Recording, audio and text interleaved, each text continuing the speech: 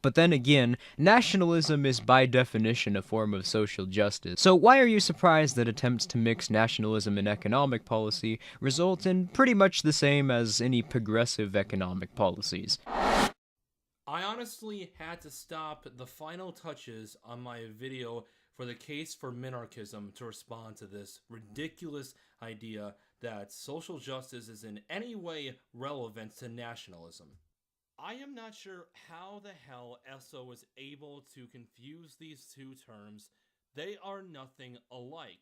And by the way, here's the real definition of social justice. It is, when it comes to both practice and what it can truly be determined as not just being nice to people and not believing in fairness in the way we treat each other. Basically, that could be any ideology, including Christianity. Social justice refers specifically to punishing and rewarding behavior purely based on identity. And of course, I know there will be some ANCAPs out there who will say something along the lines of, well, what about Mexicans? If you do not allow Mexicans into your country and you punish them for coming in, therefore, you're punishing them based on their identity. Oh, yeah, no. How about I break into your house and you shoot me, even if I just sit in there all day long? Are you now suddenly promoting justice based on identity alone? That's all it is, and that's all it ever could be. Social justice, by definition, is an oxymoron. Nationalism is just a form of tribalism, which is something that has been measured and proven to be extremely important in every single society since humans existed. It is not something you can make up. It is not something you can just dismiss as some kind of status conspiracy. It has existed since the dawn of time. And every single group you will ever join in your life that is any way effective at its goals, as a voluntary collective or involuntary, in other words, a tribe, will have to have standards. Unless your football team sucks, you cut out all the people unwilling to work hard to be the best on your football team. Guess what the state is? It's that same enforcement arm of your tribe. Basically, society votes on what its tribe wants to have as a law, and then the enforcement arm, the police, enforce it. And by the way, I would just like to respond to any ANCAP that likes to talk about quote-unquote restorative justice. That doesn't work. You want to know why? Because science has already proven that you need to be able to apply pain to someone's situation in order to cause them to stop doing an action. And it has to be immediate, and it has to be at the same length of how guilty you want to make them feel. And restorative justice doesn't do that. You want to know what does do that? Making someone go to jail, taking them away from their family, causing them pain, i.e., breaking the nap. But here's something else to remember. Restorative justice is ineffective for one other big reason. You cannot restore everything that you take away. If you rape a woman, she will never get her virginity back. She will never unsee what you did to her. If you rape a man, same exact thing. If you constantly lie to someone for days and days on end, causing them to have severe emotional trauma, they will never get that time back. Time is irreversible. And don't give me that crap about the free market somehow being able to come up with a time machine, considering the butterfly effect is a thing. No. Once you take that away, it never comes back. Once you humiliate somebody in front of thousands of people by claiming you were raped even though you weren't, and your evidence was absolute dog shit, you cannot now unscrew up Judge Kavanaugh's reputation. Not everything can be restored. In fact, some of the worst crimes on earth can only be punished, keyword punished, by punishing them.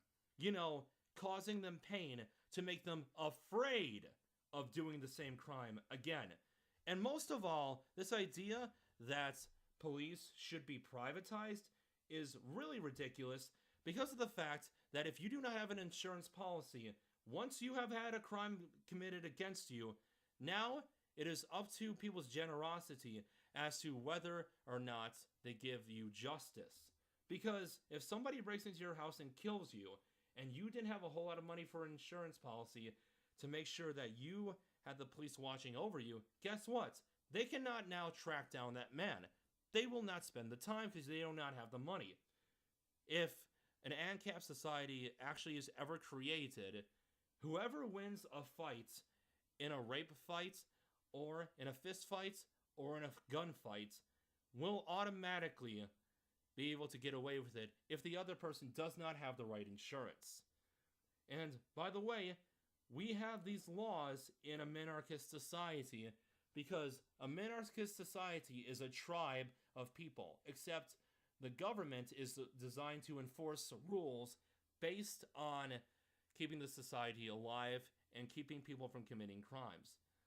But hey, I just wanted to make sure we got this straight, because I've been noticing that a lot of ANCAPs like to immediately label everybody who even believes in a little bit of a state as being equivalent to Joseph Stalin, as if scaling doesn't exist.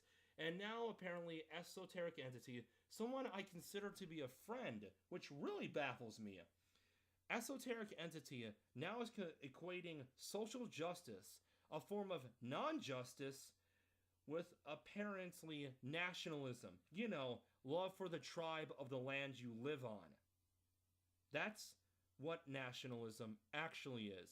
It has nothing to do, nothing at all, with social justice.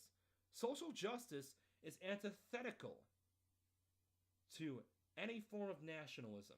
It does not create nationalism. Okay? And if you try to say, well, I identify as an American, and does that make every type of justice we have in America social justice? Sure. If, of course, now, anytime you identify as an ANCAP, now you must apply your logic, the NAP, onto everybody else, and now that's a form of social justice. It doesn't make sense.